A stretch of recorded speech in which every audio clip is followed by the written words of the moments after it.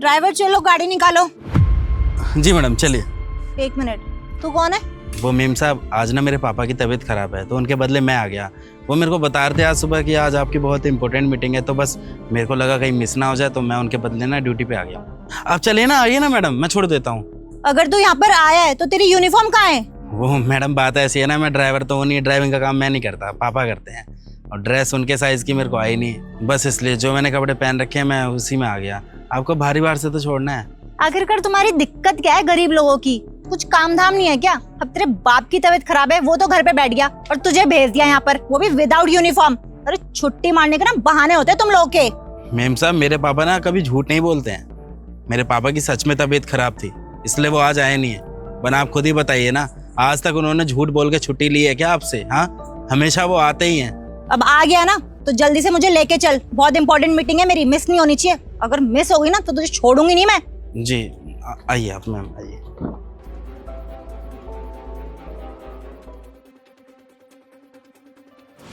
सुन, अंदर ना मेरी बहुत इंपॉर्टेंट मीटिंग है और जब तक मैं मीटिंग खत्म करके ना आई ना तब तक यहीं खड़ा मिलियो मुझे। 15 मिनट में मेरी मीटिंग खत्म हो जाएगी, यहीं मिलना चाहिए मुझे। कभी तो बीड़ी सिगरेट पीने चला जाए।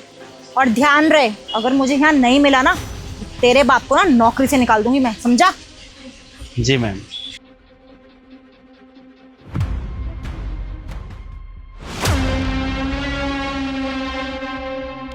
अबे तू यहाँ क्या कर रहा है? और वो भी बॉस की चेयर पे बैठा हुआ है। तुझे मैंने कहा था ना कि नीचे मेरा वेट कर, फिर यहाँ क्या कर रहा है? मिस दीप्शी जी, मैं आपकी जानकारी के लिए बता दूं कि मैं किसी और की चेयर पे नहीं बैठा हूं, बल्कि अपने ही कैबिन में और अपनी ही सीट पे बैठा हूं। क्या? अबे क्या बकवास कर रहा है तू? और एक ड्राइवर का बेटा, इतनी बड़ी कंपनी का मालिक, मजाक मत कर, समझा? और जहां तक मैं जानती हूँ ना, तेरा बाप पिछले 20 साल से ना मेरे यहाँ गाड़ी चला रहा है।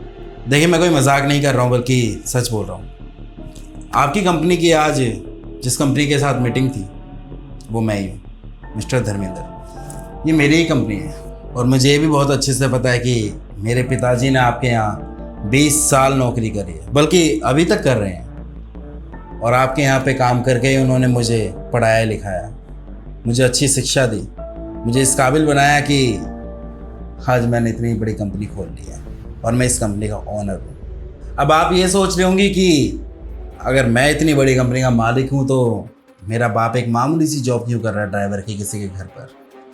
तो मैं आपको ये बता दूं कि मेरे पापा ना बहुत ही खुददार आदमी है। उनका मानना ये है कि जब तक उनके हाथ पैर चल रहे हैं ना, जब तक उन्हें काम करना चाहिए, क्योंकि इंसान की जब तक हाथ पैर चलते रहें उससे काम करना चाहिए, उससे स्वस्थ रहता है वो। और कभी भी ना वो अपनी सादगी नहीं खोना चाहते।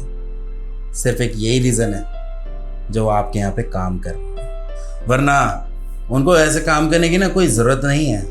बस अपनी खुशी के लिए वो काम करते हैं और मैं भी फिर उन्हें नहीं टोकता। अबे सॉरी, मतलब इतनी बड़ी डीडी कंपनी के मालिक आप हो? सर मुझे सच में नहीं लगा था कि हमारे यहाँ जो एक मामूली सा ड्राइवर है उसका बेटा इतनी बड़ी कंपनी का मालिक होगा। वरना सर आप ही बताइए, अगर मुझे पता होता तो मैं इतनी बदतमीजी से कभी आपसे बात ही नहीं करती। और सर मैं होप करती हूँ कि हमारे भी जितनी भी बातचीत हुई है उसका असर ना हमारी टेंडर पे नहीं पड़ेगा। आप तो जानते ही है ना कि आपकी कंपनी से हमें टेंडर मिलने वाला है। हाँ मुझे मालूम है कि तुम्हारी कंपनी को आज हमारी कंपनी से टेंडर मिलने वाला था और तुम्हें परेशान होने की बिल्कुल भी ज़रूरत नहीं है कि जो तुमने मेरे साथ बदतमीजी करी है उसके बिहाफ पे कहीं मैं तुमसे वो टेंडर छीन लूँ या फिर तुम्हें वो टेंडर ही ना दूँ।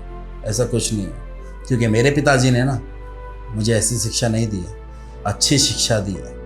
बस इतना ही कहना चाहूँगा कि जो टेंडर है ना वो मैं आपको दे रहा हूँ। और हाँ, ये टेंडर सिर्फ तुम्हारी ईमानदारी और मेहनत के ऊपर मिल रहा है। समझ में आ गया ना आपको?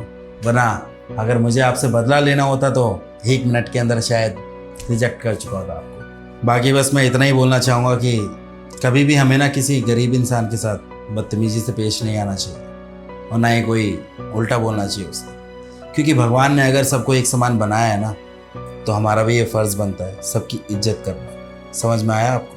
बाकी ये टेंडर आपको मिल चुका है, कॉन्ग्रेट्स, और हम अच्छे से काम करेंगे, आई होप।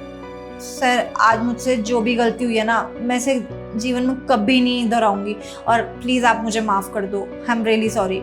और सर आप तो हम लोगों के लिए इंस्पिरेशन है कि इतनी बड़ी कंपनी के मालिक होते हुए भी एक साधारण जिंदगी जी रहे हैं। मैं आगे से ध्यान रखूंगी, किसी के साथ भी इस तरह की कभी बदतमीजी नहीं करूंगी, सबसे प्यार से ही बात करूंगी। I am really sorry. चलो, ये तो बहुत अच्छी बात है, तुम्हें अपनी गलती का एहसास हो गया। इससे बड़ी बात और कोई हो ही नहीं सकती है। लेकिन हाँ, बस इतना कहना चाहूँगा कि कभी भी किसी इंसान को ना उसके कपड़ों से जज मत करो। समझ में आ गया आपको? बस अगर ये पैरामीटर अपनी लाइफ में लेके चलेंगे ना आप, तो बहुत आगे तक जा सकते हैं। खैर छोड़िए, मैं भी ये सब क्या बातें लेके बैठ गया। आइए, जिस काम के लिए हम आए थे वो स्टार्ट करते हैं। लाइए फाइल दीजिए।